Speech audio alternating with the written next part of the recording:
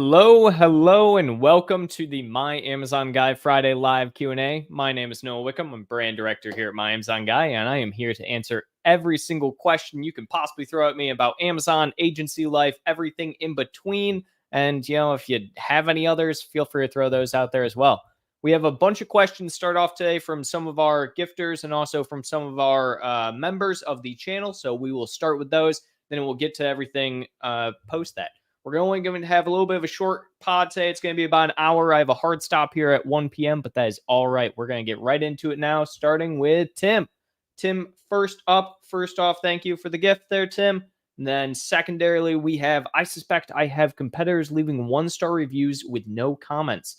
Is there a way to report these? Also, I have been using request a review. Do people get annoyed with getting request a week later? It's up in the air. As far as the hijackers or not the hijackers but competitors goes, there's no real way to know that. You can always report them from the actual seller side as well, but unfortunately there's not a lot you can do there unless Amazon wants to start cracking down on those. They sometimes do, but it's very unlikely. For the request to review, I'm on both sides of the fence here. When it comes to software automation for requesting reviews, I both like it and also don't like it at the same time. So I'm the type where, it really depends on how many you have. If you're having a really hard time getting a review, then definitely do it. But if you have tons and tons of reviews, I don't think it's super necessary. So, up in the air on it. It really comes down to personal preference, but I have seen usually an uptick in reviews from that. Great first question there, Tim. And then we have the Thinkerish up next. I have stranded units 500, all with the same SKU. How to resolve it? Thank you. Can I ask for a review of my product on TikTok? You can ask for a review of your product on TikTok if that person bought on Amazon. You can't just ask for, people to randomly review your product, though. Unfortunately, that's not really something that's allowed. That being said, for stranded units, the best thing to do for the same SKU, you have to figure out why it's stranded. So there's a lot of reasons. Usually it's because the units aren't actually tied to the SKU. Sometimes it's because they're expired and they need to be sent back. Sometimes, it's a variety of reasons. So you need to find out the reason, and then you can either retie them to the SKU if they're eligible to be sold. But if they are not eligible to be sold, then you have to have them come back to you and relabeled, unfortunately. You can also have Amazon do relabeling, but again, if it's like expired product, Amazon won't do that for you, unfortunately. And we have Mr. Doug. Hey, Doug, glad to see you again. I have nearly 10-year-old legacy ASIN that currently has 5 brand names listed, none of which are correct. While I'm newly brand registered, it's a pending trademark. I've submitted cases to seller support and brand register. They all come back with useless canned response. Seems impossible to find the right Amazon category to get Amazon to help with this. Any suggestions? Yeah, I mean, when it comes to, I'm kind of confused on how you say you have 5 brand names listed. I'm guessing you mean in the actual product copy. It's difficult to say, at least. The real thing that would probably be easiest for you is taking, like, say, a picture of the product, sending that through brand registry. It's not going to be really easy to get a brand name change.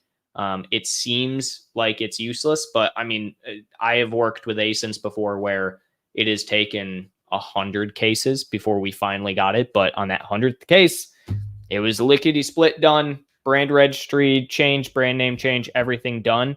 The 5 brand names listed is what kind of confused me there, because you can only have a listing tied to one brand registry at a time. You can't have it technically tied to multiple brand registries. The only thing I can think there is that you're talking about the actual copy, in which case you need to change the copy for it. Secondarily, Doug is asking, I filed a word mark with the USPTO about a month ago. I know it may take as long as a year. Is it worth filing for a German trademark to speed things up? Will a German trademark help a primarily USA seller? No. So USPTO is the only one that matters for the US. Same thing. Germany is the only one that really matters for Germany, so on and so forth. Well, it matters for the EU, but so on and so forth. So no, it's not going to help you in the slice to have a Germany trademark. I mean, the only thing it might help with is if potentially the USPTO might speed it up if they see Germany, but really that's not going to do much for you. as far as a speed aspect goes for the USPTO. They're just slow. Honestly, they're just slow at their jobs. That's all it is. And then finally, Doug is asking, can I create a duplicate new listing of my legacy ASIN, but with the corrected brand name and new GS1 barcode instead of the old non-GS1, and merge the two? I understand if the reviews don't come over, I contact seller support and ask them to do it. Yes. So yes, that's exactly what you do. So you create a new duplicate listing, you create the GS1 UPC, you then do a listing merge. You want to make sure that you are keeping the new UPC, not the old UPC. If you're afraid about anything going wrong here, just contact seller support and ask them to do the merge with the new UPC to update your UPC. And you can tell them this is a UPC update and that's all it is. And they will change it over for you. And then we got Jason wanting to recheck Amazon. Amazon would not have an issue with including a promotion coupon in the package that directed them to enter our website to take advantage of that coupon. It's a gray area. That's a real gray area. I'm not a big fan of doing stuff like that just because technically, yes, you can, push people over to your website. Amazon doesn't like it a ton when you're trying to prospect them like that. And if you have any verbiage whatsoever about leaving a review for your product, that can definitely be seen as essentially, you trying to give incentive for a review, which is a big no-no. So this is a gray area, Jason. I personally don't do these type of things because I think that it's likely you're going to get banned for them. It's not explicitly laid out that no. Again, Amazon's terms when it comes to product inserts are pretty flat, but there's areas where you can kind of get away with things for a time period. But if Amazon finds out about them, or one person complains about the issue there, you're done for. So I usually try and stay on the safer side here with these kind of things rather than doing something like that. All right. And then I think we can get right into the rest of these. Let's see. All right. Abdullah, how can we identify the right product to add as a value addition during a product launch? And how can we differentiate ourselves from the market? So I guess the question I'm kind of confused here on is you're wanting to know essentially like what product to sell, or are you wanting to have it as like a buy one get one situation? What I would say for a buy one get one situation, do something that works well with whatever product you're selling. So some form of accessory. If you're selling a laptop, have a laptop case as the thing that you get with the laptop, right? Or if whatever. So for buy one get ones, always have it be just like something that's a value add to the actual product itself, something that goes along with it. How can you differentiate yourselves in the market? That depends entirely on the product.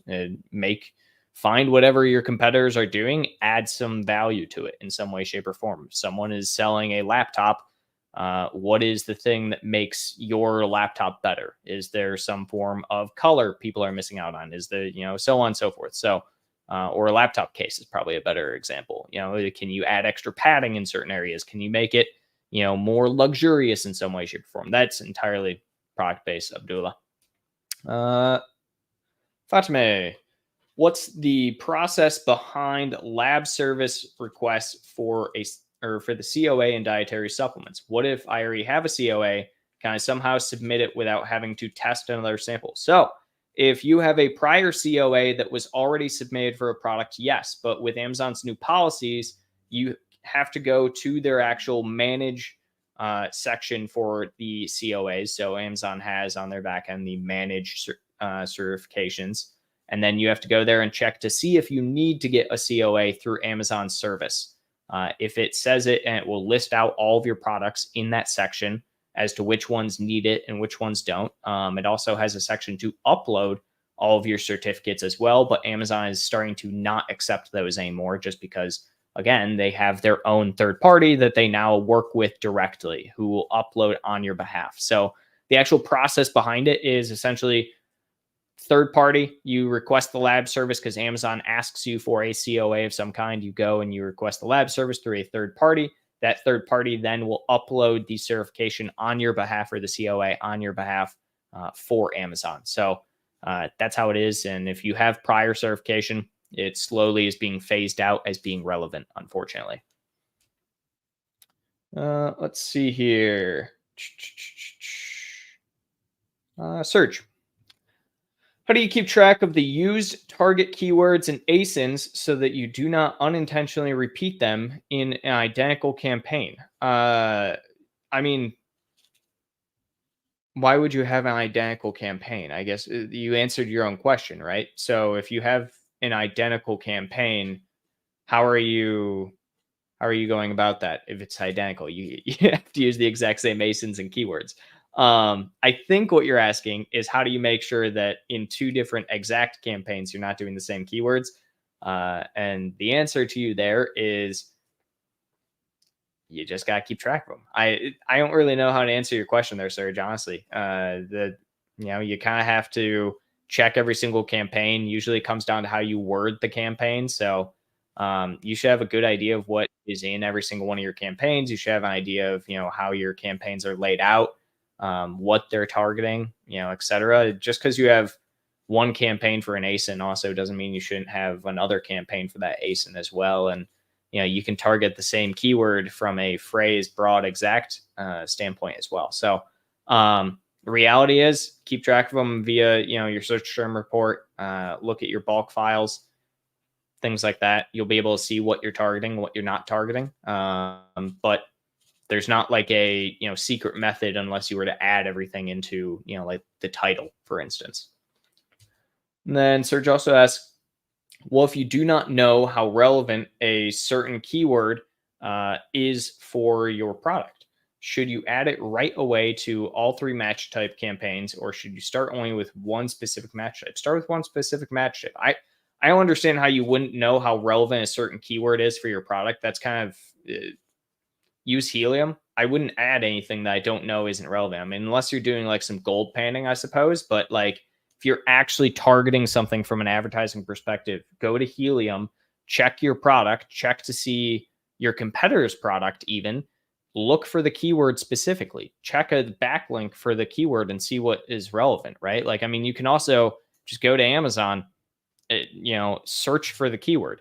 Are the products that come up when, you search for that keyword similar to your product or relevant to your product, right? Like, relevancy is one of those things that, it's both not really subjective in the slightest, right? And also somewhat, but like, it really isn't. I mean, you should be able to very easily and quickly tell if I'm looking to use the keyword balloons in a PPC campaign, I should know whether or not my product matches or is relevant to balloons, right? Like, do I sell a balloon or do I sell a balloon accessory? No, then it's not going to be relevant. So, I mean, relevancy is kind of one of those things that's very easy to tell from a helium perspective. Just, look at your competitors and then also just search the product, or search the keyword. Let's see here. We got a couple more starred messages. Roichi, hello. I've seen many people using these programs where you can enter an incentive or insert card that leads customers to a platform that takes your data and asks to leave a review of purchase. I'm told that there is no rule by Amazon on insert cards that says you can't ask for feedback. I'm told as long as they are not asking for positive reviews or stars, as long as you don't do that, it's okay. Is this true? Is there a rule for... One second here. There we go. Isn't there a rule for insert cards on Amazon for this? I can't find it. Yeah, so Roichi, absolutely that's not allowed. Unfortunately, Amazon will look at you giving any form of incentive whatsoever while asking for a review as a negative. There are some people who might say, oh, you're not asking for a positive, so it's kind of a gray area. I wouldn't risk it personally. There are some people who risk it all day long, and guess what? Good for them. I wouldn't personally, just from a best practice standpoint. Amazon's policy strictly, yes, prohibits you from asking for a positive review or incentivizing a positive review. I personally, in the gray area, would look at the idea of giving some form of gift card while asking for a review as incentivizing them, right? And so you're definitely not allowed to do that. This type of thing, again, it only takes one person complaining to potentially get you shut down for doing that. So I wouldn't risk it. Most all those sites are kind of fly by night, anyways. I wouldn't really, trust any of those services. They're like, oh, we'll do X, Y, and Z for you. It's kind of fly by night. So then also, is it bad to use the same keyword for exact and phrase? Absolutely not. They do different things in the way that people search for them. So you should, in fact, actually use the same keyword for exact and phrase. I mean, the only thing I will say is that, when it comes to that, it works best if you have like a keyword phrase that you do for exact and then phrase, because you can have different ways that keyword will come about. But yeah, no, absolutely. You can do exact and phrase, use the same exact keyword, whatever you want. All right, let's see. Where was I at? I believe Roro? Yeah, Roro, I think. Yes. At what point do you realize to pull out a keyword versus increased bid? Impressions over 1,000. Bidding between the lowest to suggested bid, sometimes even at suggested bid. I'm getting clicks, but no conversion. Or is it my listing that's not converting? It's your listing that's not converting. So think of it this way. So if you're getting clicks, that means that your listing works well enough to where somebody is on Amazon and they want to click on it. So if I go to Amazon and I just am searching for, let's do this. If I am searching for balloons, my age-old one, right? And I'm seeing this, cool. So I have an ad that's going against balloons. I won't click on one of these because it's kind of mean to do that. So I'll just click on this one, right? And I'm like, oh, perfect. So I found this listing through an ad for the keyword balloons, right? And I clicked on it. Awesome. You now are showing on your back end that you have a click for the keyword balloons on your ad that is targeting balloons. Perfect. I now do not purchase this product and it hurts your conversion metrics. So why is it that I might not purchase this product? Well, many reasons. What's your price? Is your price correct? Is it possible that, for instance, I searched for balloons and I was looking for 100 pack of balloons, but I see that this is a 54 pack and I don't want a 54 pack. I want a 100 pack. Okay. That could be another reason that you're not converting, right? So maybe you're targeting a certain keyword and all of your competitors, they sell 100 packs while you sell a 54 pack, right? And people want 100 packs over 54. Okay. There's another reason. So maybe I'm looking through your listing and then I see, oh, I would love to get a balloon with or balloons with a portable electric pump, and they end up clicking off your listing because there's an advertisement there of a competitor's product. There's a lot of reasons why you're not converting, right? It could be anything from relevancy of what people actually want when they are searching for a keyword of some kind. So again, maybe when I'm searching for balloons and other people are searching for balloons, they want large pack balloons, not 54 pack. Maybe the price doesn't work. Maybe this is too expensive for what people want, etc. So there's a variety of reasons, but conversion has a lot of different things that have to do with it. If you get a lot of clicks, that's awesome. It means you have good click-through rate. It means you have good, main image and whatnot. The big thing you just need to make sure of is, price is the number one converting factor. Are you a decent price? Are you actually relevant to what you're trying to say you're relevant in your main image and what you're advertising towards people? Let's see. How is it that I'm ranking well organically in a very competitive market for several days? Then the next several days, I have no organic sales and not ranking as well organically. How do you go from high? How do you go from high to low for no reason? I'm not suppressed. I checked. Do I need to continue doing PPC forever? Or is there another strategy to keep the momentum organically? I have done your strategy of staying half off. So here's what I would say, Roro. I would probably say there's a lot of reasons for this. I mean, if you're in a very competitive market and you're suddenly not doing well from an organic perspective, there's an entire chance that somebody is just overtaking you from a paid advertising perspective. Amazon is turning more and more into an advertising console more than it is a marketplace. That being said, does that mean you have to do advertising to do well? Kind of. But also, for your organic, I would be curious what you mean by your, near the top of a, market. Look at your search volume and look at your order history. Like what are people actually ordering during that time? Do other people's sales drop during that time? Is it just your sales? Are you positive that you're not suppressed? Are you searching the ASIN on Amazon to see that it's actually still popping up and populating there? There's a lot of reasons as to why you can drop organically and stop getting it. But if you're seeing that you have to start advertising, do well again, that to me sounds like you are in a very heavily advertised niche right now, and more than likely you need to keep advertising for that because all your competitors are, and they're likely bolstering their entire organic by ads. So that's probably the unfortunate part here, but that's usually the case for things like this. Let's see. I think I have a couple more here. This one I think is new. Or this one's new. Let's see. My keywords did really well for several days with high CTR, but the next day my CTRs drop. Is this due to my bids are no longer working? Yeah, it's possible. What matters more there is your impressions. Have your impressions dropped, and rather than just your click through? Because if your impressions dropped, that means absolutely it's your bids and you're probably being outbid by your competitors. But if it's directly just a click through rate drop, that to me sounds like it's still a listing issue more than anything. So, and relevancy to whatever keyword you're going after. But yeah, if your CTR drops after a few days, that's more than likely the case, is that your bids just aren't working. So check your impressions, make sure you're still actually getting impressions, and then try and change for maybe a top of search placement. How to set up a limited time deal that is showing in red box.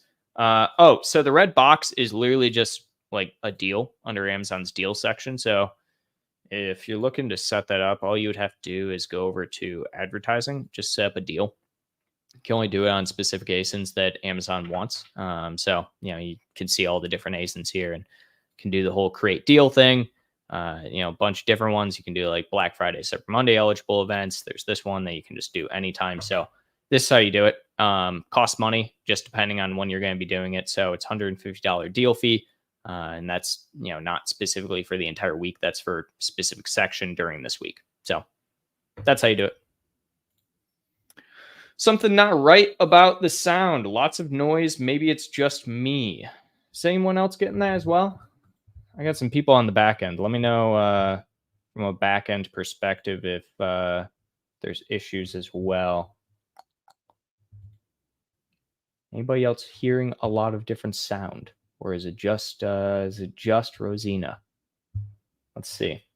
Where was I at here? Here we go. What's your strategy to keep that momentum? Momentum is kept by long term, right? So the best thing about momentum, like momentum is that essentially you have to keep with your ranking, you have to keep with your advertising, right? But when you're looking at saying just like what is, I think like the better way to look at this is like what is momentum, and momentum is when you're getting more and more sales organically. The worst thing you can probably do for momentum at the end of the day is stopping it by like stopping the flow of money. So if you think about it in the way of like a river, right? Let's say that a river is flowing super well. And then because it's flowing so well, I'm like, oh, you know what? I'm going to throw a dam up in this river, or I'm going to try and, subvert some of this river. Very quickly you will realize that that can slow down the entirety of the river and just kind of create a stagnation. So this is a bad analogy probably. The reality here being don't stop what you're doing. Don't change things. If you have momentum and you're doing well with your momentum, don't stop your ads. Don't pull back on your ads. Don't make a change to your price, etc., that could hurt that momentum. Simple as that. Let's see. Why is it when I pause all my campaigns before I hit my daily budget, it still continues to run? I paused all campaigns when I hit my budget overall for each. But when I check an hour later, I will see that I'm still getting clicks for those campaigns and getting charged regardless if I'm over budget or under my budget. Either way, I have paused it and still getting click charges. So pausing immediately is not the best thing. I would set the budget first and foremost. The over budget, that sounds like an Amazon thing. You might have it set where your budget can be up and down, and your budget is not necessarily just stagnant. I'd also just make sure you don't have anything set up like day parting, where you can increase your budget and lower your budget, etc. So there's a lot of reasons for that, Roro. What I would really advise you to do is create a campaign from scratch to test this and make sure that it's not a settings issue. Because again, you likely just have it to where you can up down bid things and increase your budget if things are going well. So even when you quote unquote pause it, it's not really paused and you're not actually moving on anything. Let's see here. Gonna do drink water and then I'll hit Jen. All right. Jen asks, we have multiple products which don't allow us to ship into Amazon for 6 months out of the year. Yep. Besides the fact that this slows down our overall growth potential, we constantly have SKUs whose sales ranking tanks during the summer months of no shipping, and then they need to be built back up again when the season rolls around. Any good tips with this besides spending a ton on advertising? Yeah, why are you not switching over to FBM? It sounds like you're saying that you just straight up take everything out of Amazon for 6 months and then come back around and hope that you can do some things. I mean, your sales will slow down during summertime, but I would probably focus heavily more so on your advertising during the summer than I would during the winter. Big issue with multiple products in general is that you're never going to solve this problem on Amazon side, at least like FBA. Your best solution is upgrade your logistics to make it as close to FBA as possible when it's FBM, and kind of upgrade what you're doing from an advertising perspective. But also, a lot of multiple products just do poorly during the summertime. In general, it's just how it rolls. The unfortunate part here is, you're kind of at the whims of Amazon for it, but it also sounds like you guys kind of just give up during the summer a little bit, which I would really not do. I would almost double down during the summer, and that's one of the best ways to kind of keep your overall momentum. If you're fully having to like build yourself back up every single fall because you just kind of don't have anything going on in the summer, that's a much harder place to put yourself in than it is to just kind of double down during the summer for a little bit, increase what your logistics can do, and try and match Amazon in that capacity. It also would open up the door for year-round FBM alongside FBA for those 6 months. Outside that, you could look at things like doing the whole cold packs, things like that would help. But yeah, it's unfortunate there's not a ton with multiples that you can really do during the summer outside kind of doubling down.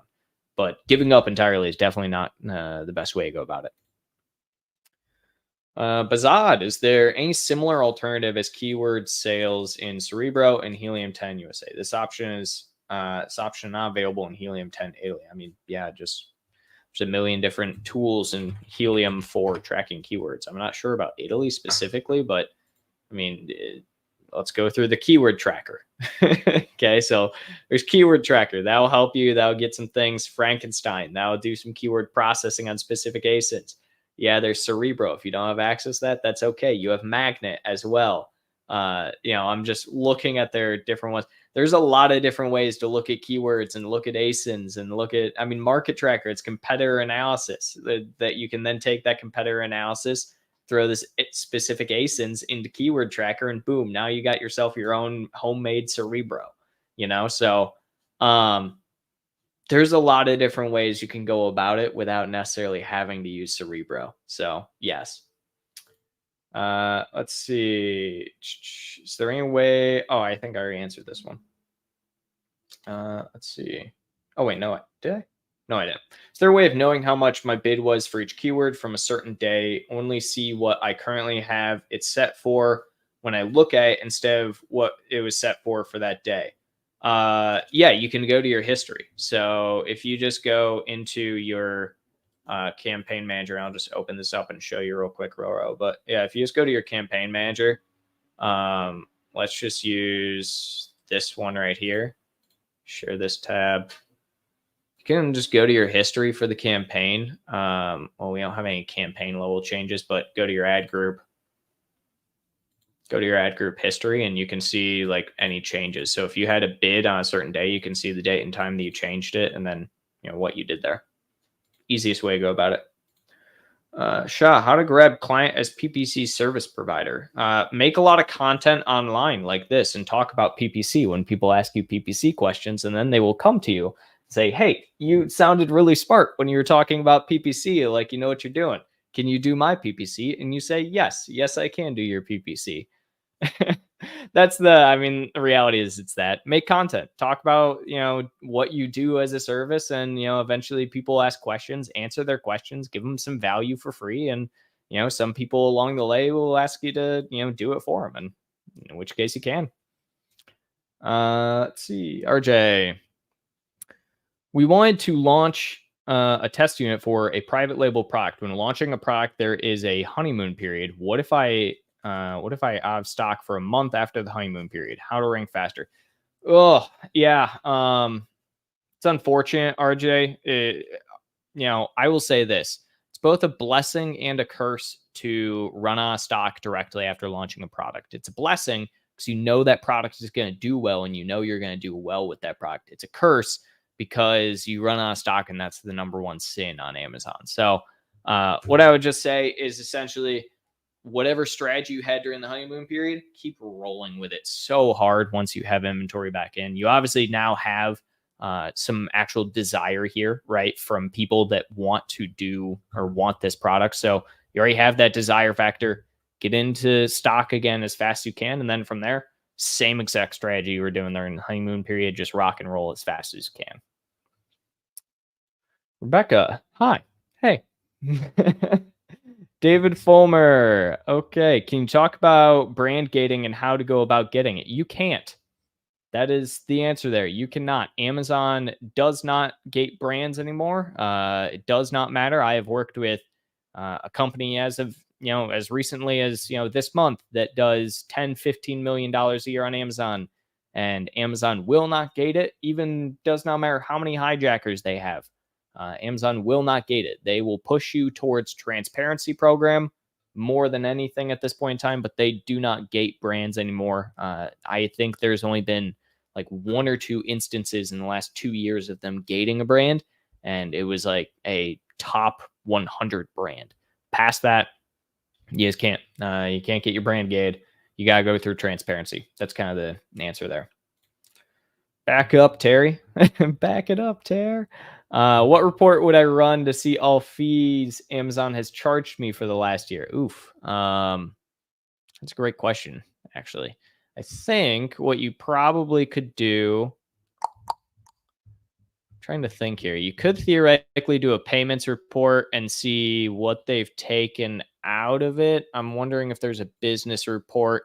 Payments is probably going to be your best bet here. I don't know if they have it granular of the exact fees that have been taken out. But what you could look at, let's look at. No, that's actually probably the best one. I was thinking maybe a fulfillment report, but honestly, I don't think so. You could look at like your fees from like monthly storage. I should show my screen while I'm going through this, just so you guys know what I'm talking about here. If you look at your fulfillment report, I mean, there's a lot of different reports that you can pull for fulfillment, especially payments. I would probably look at doing like a fee preview. That'll help you. You can do like monthly storage fees. I don't think there's one single report though that will show you every single fee for the last year, especially granular, because that's sounds like you're asking granular. If you just want to know how many fees you've had taken out by Amazon, just do a payment report and it'll give you all the fees there. But If you want granular, like how much you've been charged for everything on like per product basis, you're probably gonna have to do a month to month for each one of the different types of fees, and then pull all that together on your own. Let's see. We got Roichi again, looking for PPC agent, but how do I know if they are any good? I only have 2 ASINs, so not worth spending on high price agencies right now. How do you know if a PPC agent is good? Well, I mean, one, they typically will know what they're talking about. Two, they're going to talk about more than just PPC. The best people to do PPC hardly ever actually talk to you about like what they're doing for PPC, and instead talk to you about like the specifics of what they want to target and why. Um, I can't stand people just telling me, "Oh yeah, I'm going to go and up, or I'm going to change the bid on X, Y, and Z, and that's what I'm going to do." Like nobody I'm not looking for strategy or tactics with PPC, but the best people will be able to explain to you what a campaign is end to end, why it is they're doing that campaign, and then show you the data to back up that campaign. So if they start creating a campaign for some reason, or they are trying to pitch you on something, they should be able to pull up your ASIN on Amazon and then pull it up on Helium and say, hey, here's where we should go after. Pull up a competitor and say, this is what they're targeting. This is what we should target as well. Past that, it's pretty simple at the end of the day to kind of do a gut check on most people, I would say. It just kind of depends. All right. We tested the product placement for organic rank effects, but the sales came from product pages, did not boost our organic rank on any specific keyword level. Did you try this before? I'm confused. So you're saying that product placement and like getting sales from advertising didn't boost your organic rank? I mean, yeah, kind of. You technically get a boost from it, right? But it's not organic, it's paid. So like on what I would do for you, because it sounds like you're just having kind of trouble understanding the difference between like paid versus organic. Go to Helium, put your product in, see what your keywords are, and look at your distribution of organic to paid, and the historical trend. It sounds like you kind of have a misunderstanding of how these two operate and what they do. So do that first and foremost, and then come back. But the biggest thing is, yeah, I mean, you have to still have your keywords in your actual product and everything to rank organically, and it's not going to automatically boost your organic ranking like it would your paid ranking if you have advertising towards a keyword. Does it help? Yeah, but it's not like going to boost it tenfold. Let's see, where are we at? Thank you, backend team. Appreciate it. We had to create a removal order for our product pre-launch because of an error on packaging.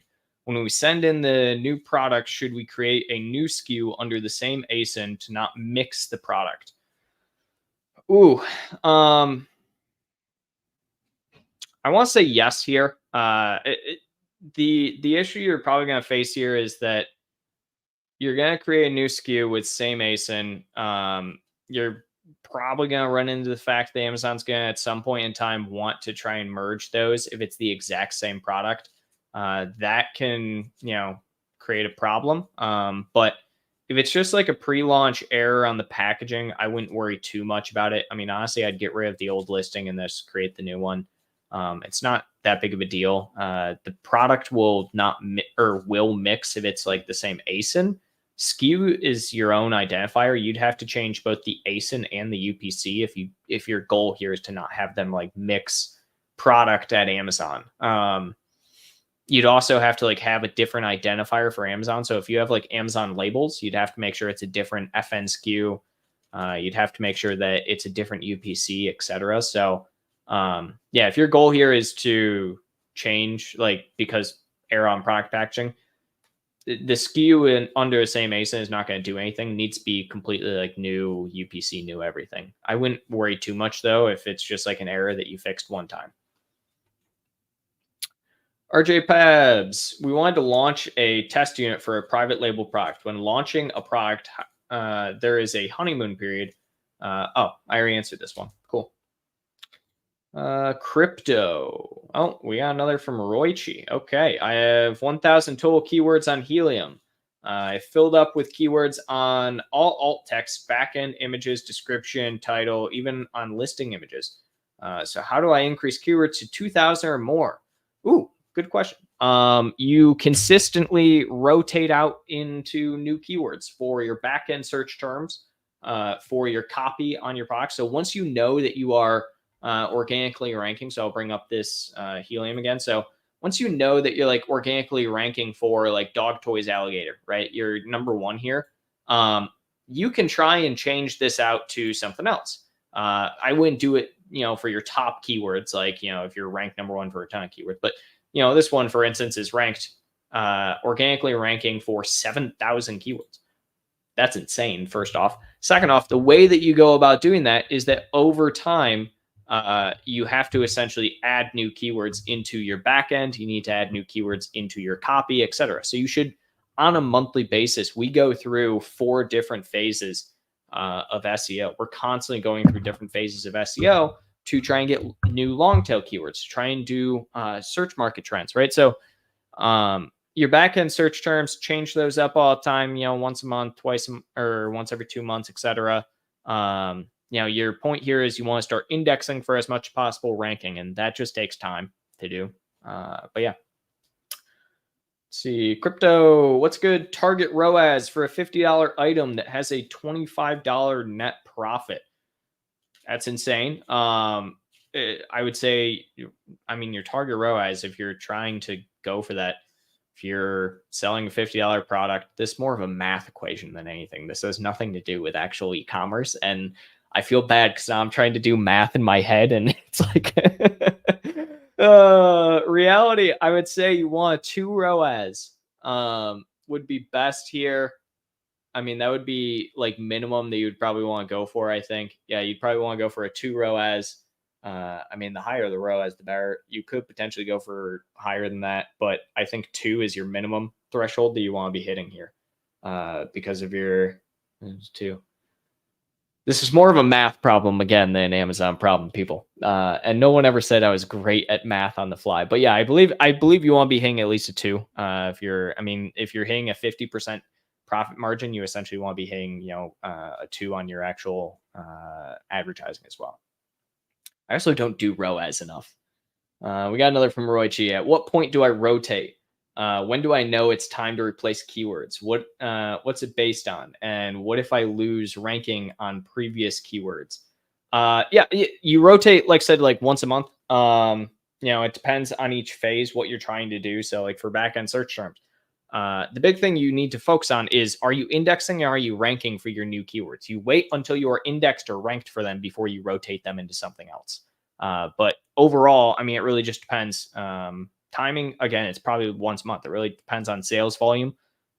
You want to rotate after you've started ranking, after you've started indexing, and then you want to keep them until you are at a decent rank that you feel comfortable with.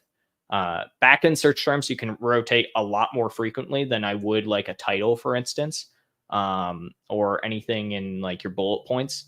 I would do bullet points maybe once every 2 months. I would do your back-end search terms maybe once a month, and then so on and so forth. Where are we at? Should I look into share percentage as well as ranking? I have ranks on keywords that have very low search volumes. Do I replace those? And how do I know I'm indexing versus ranking? So Helium 10, it'll show you keyword indexing, ranking. You should use the Helium 10 tool, the keyword tracker. It'll show you indexing versus ranking. Anyways, for the first part of that question, your percentage you want to have typically like organic to, I think that was what you're asking, right? Where was that question? Here it is. Let's see. Should I look into share percentage as well as ranking? I have ranks on keywords that very low search volumes. Do I replace those? Yeah, absolutely. You want to have keywords that typically have a higher search volume. It's not going to be as great if you have a million keywords that have search volume of 2 and you're ranking on all of those number 1, cool. You're essentially getting a 1-to-1 return search volume to ranking. Super Safi, or Syfy. I don't know. Hey, no, if a campaign is doing great, like below 30% ACOS, and even increasing the budget and bids won't increase much performance, should I try ramping up placement on fixed bids from 10%, 15, 20? No, that's not going to do much for you. I mean, if you look at your cost per click and you're already bidding higher than what your cost per click is, then increasing placements isn't going to do anything for you.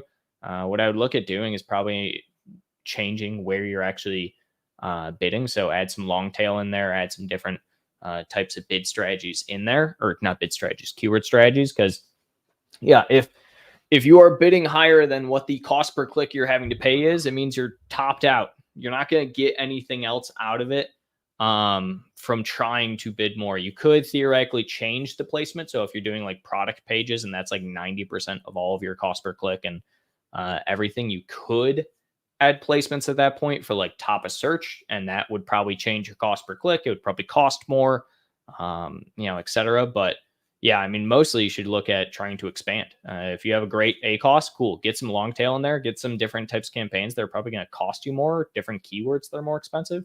Go after those. Let's see. Doug sounds perfect to me. Perfect. Love it, Doug. Viper, I'm launching a clothing product early Q1. Is it best to do two different variations separately when launching, then combining them after I get Vine reviews? Yes.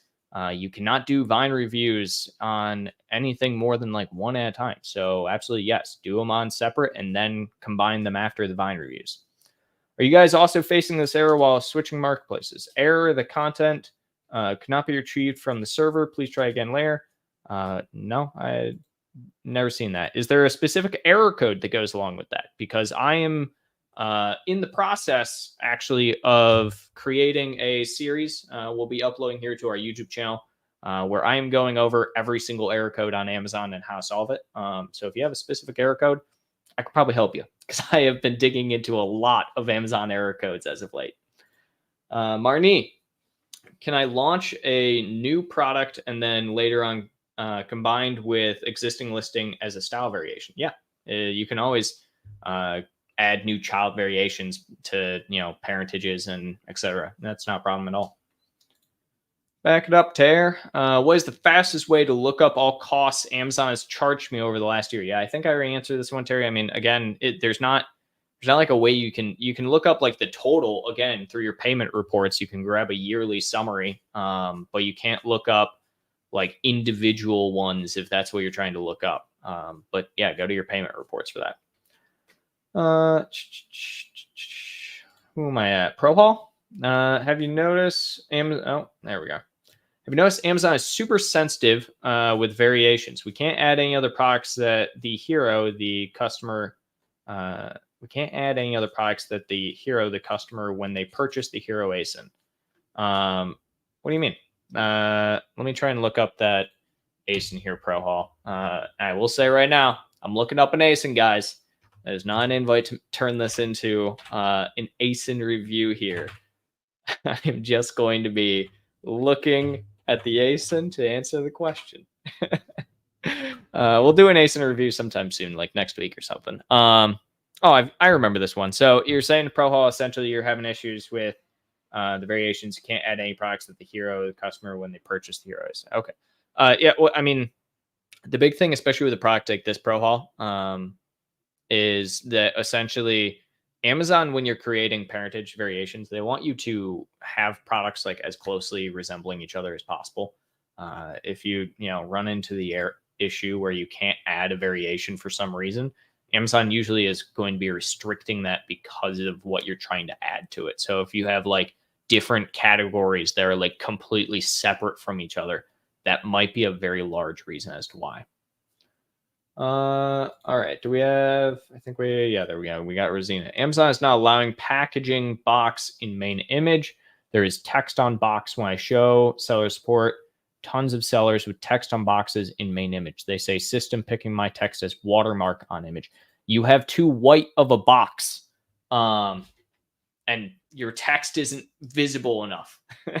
It sounds weird, but that's exactly what the issue is literally that you more than likely have too white of a box that you're using, and the text is too transparent. So if that's the case, change the color of the box to make it a little more box-esque, if that makes sense, and then go from there. Where are we at?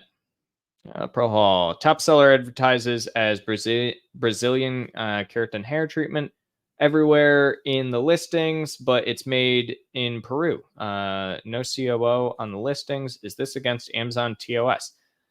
I don't know. Technically, probably. It depends on what the ingredients are. That's the big thing, is it's gonna depend on the ingredients. If Amazon is allowing it, Amazon's allowing it, but it's gonna depend on the ingredients more than anything. And you won't know that without actually talking to the seller. Who do we have else? I feel like I'm missing. Here we go. There we go. All right. So, but Amazon still shows that keywords are greater than 5% top of search, even though, or less than 5% top of search, even though the bid is more than cost per click. This made me believe that I need to push top search post. Yeah, so that's exactly what I was talking about. Soup Syfy from before and everything is exactly that. Of if you're primarily seeing your bids are like higher than cost per click for like product pages, then yes, you can push placement for like top of search. But again, the big thing I would just watch out there is that not necessarily all campaigns are going to be good in that way. And if you have a campaign that's already converting really, really well, what you could look at doing here instead is duplicate this campaign that you have and then just make it that duplicate specifically for top of search.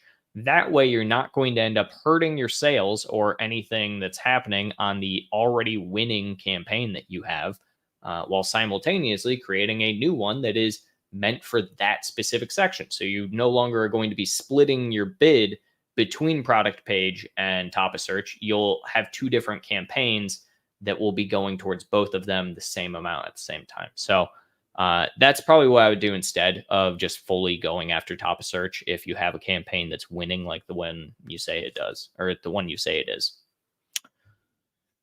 All right. Got any more questions? I'm not seeing any more. Throw some more in there. I am here for another 8 minutes. I think we had some questions from last week, if I'm not mistaken, that never got answered, that I can go ahead and try and answer. We first got Rosina. I have size variations for single color shoes, no color variation, but Amazon wants my parent to have at least two variation attributes like size and color. How can I do variation with size only? So size only it depends on the category that you're in, right? So when you're going and uploading on the flat file template, there you have to do just size. You can do more than just size color, but if you're doing it for your specific like category and you're having issues, you can do size and color and just do one like variation for the color, right? So if there is no color variation, just do one option for it. So they require you to have it, but you can do, only one. Every single product has the same exact color variation, if that makes sense. We got Doug. Same old legacy ASIN. Same old. If I upgrade the product offering with a new feature, can I add the new upgrade inventory as a variation as part of the old legacy ASIN, with the idea of taking down the old legacy ASIN with unauthorized sellers when the old inventory is gone? Yeah, technically, I mean, if this is that one that you're talking about that you're wanting to merge, yeah, I would create a parentage beforehand, then look at merging them, and it's not necessarily going to take off the unauthorized sellers. To do that, you would have to go through like transparency, and I would do a merge before I do transparency, because once you do transparency, it's going to be really hard for you to merge. So if your goal is fully to take off those unauthorized sellers, then yeah, I would do the new ASIN, merge it with the legacy, then enroll in transparency, take off the old sellers. I hope that kind of makes sense. Roichi, I'm ranking decent for some keywords, but not getting impressions. So I'm assuming increase my bid, right? Yes. increase your bid. And then on top of that, Roichi, I actually literally posted a video here recently on our channel. I would have to try and find it here, but if you go to our channel and I think just type in impressions. Yeah, here it is. If you go to our channel and just type in impressions, searching for a video, literally the first one that pops up is common causes for 0 impressions on Amazon PPC. Watch this video. I go through literally every single possible reason. It is super common that people don't know. Usually, yes, bids is a big thing, but sometimes it's literally that there's no search volume, which some people forget to check. So there is that. Let's see.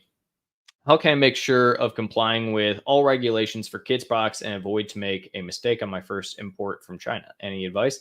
There's a lot of regulation around kids products. I would probably just make sure to research it depending on your category that you're actually going into. It really depends on what you're selling, right? Because the regulations going to be different for everything. Kids toys is very different than like high chairs, for instance, and what you need certification wise. So really just research your category very, very thoroughly. Look to see what other people have as far as certifications go, and hope that helps. We got crypto. Let's see. I send units to Amazon for FBA. They list them quickly, but it takes weeks to start shipping. How can I ensure orders are fulfilled only by my FBM stock until Amazon is ready to ship immediately? The best way is to just make sure that you have a better shipping so that your FBM wins buy box. You can also technically make the FBA inactive. So you could just, pull it down and make it inactive while they're receiving everything and being ready. But, outside of that, yeah, I would probably just either make it inactive or just have a better shipping than, what Amazon can provide if it's going to take them weeks to ship. Excellent. Thanks so much. Not a problem. Roichi, thank you, of course. Rosina, transparency removes Me Too. Okay. Who sell as FBA. Does it also remove sellers that sell FBM from doing Me Too? What is Me Too? I don't know what Me Too is. Maybe I'm not reading that correct. Yeah, I have no idea what Me Too is. I'm searching. Yeah, I don't know. That might be something I have to start looking into because I looked up. I have no idea what Me Too is, unfortunately, Roseanne. All right, last question. RJ, I have an ASIN selling at $9.99. What is the best way to rank faster in PPC? Is it ideal to lower the price to $5.99, maximize the PPC? Right now, we rank 3-4 in Helium on relevant keyword advice. Yeah, if you can afford to, definitely lower your price and do dynamic pricing. Sell 50 units, raise it up more, sell 40 units at the next price, so on and so forth. Yeah, I mean, that's kind of the best way to go about it. And then obviously also increase your PPC budget on those relevant keywords that you're trying to hit. All right, last one. Roichi, where can I get a tutorial on Helium without reading their Bible? My Amazon Guys YouTube channel. We have tons of tutorials on it.